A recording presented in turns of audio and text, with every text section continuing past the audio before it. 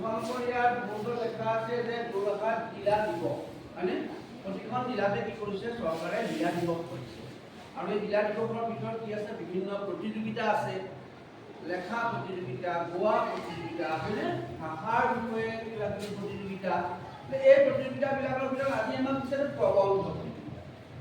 প্ৰবন্ধ প্ৰতিযোগিতা বুলি কোৱাৰ লগে লগে আমি এটা মনলৈ কি আহিব গল্প প্ৰবন্ধ কবিতা হয়নে সাহিত্যৰ এটা বিষয়বস্তু সাহিত্য হয়নে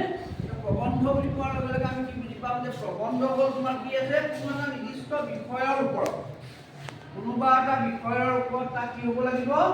যুক্তিনিষ্ঠ আৰু ভাৱসম্পন্ন সুসংগঠিত ৰচনাকে কি বুলি ক'ব প্ৰবন্ধ বুলি তাত কি হ'ব লাগিব সেই প্ৰবন্ধটো কি হ'ব লাগিব সত্যনিষ্ঠ হ'ব লাগিব প্ৰবন্ধ বুলি কোৱাৰ লগে লগে তাত যিটো বিষয়ত তোমালোকে লিখিবা যিটো বিষয়ৰ ওপৰত তোমালোকে লেখা আৰম্ভ কৰিবা সেইটো প্ৰথমতে কি হ'ব লাগিব সত্যনিষ্ঠ হ'ব লাগিব কথাটো সত্য হ'ব লাগিব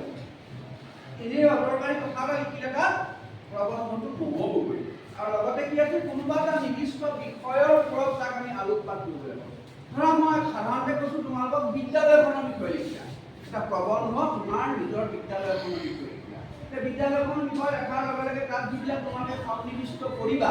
সেই সন্নিৱিষ্ট কৰা কথাবিলাক কি হ'ব লাগিব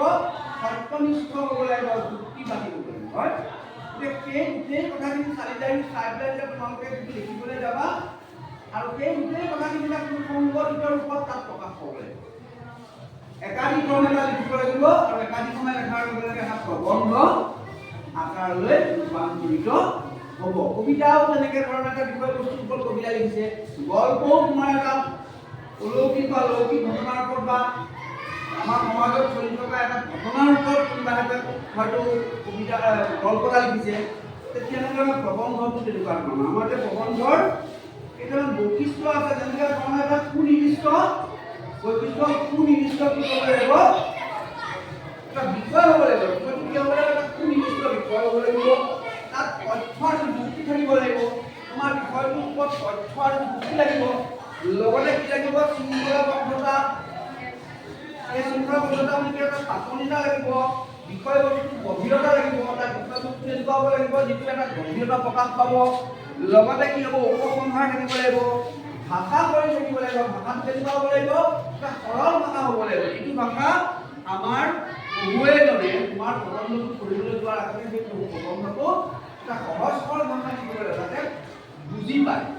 বুজি নোপোৱাকৈ তুমি টান টান শব্দৰে যদি লিখি দিয়া তেতিয়া কি হ'ব সেই প্ৰবন্ধটো এটা পঢ়িবলৈ মানুহে ইচ্ছা নাযাব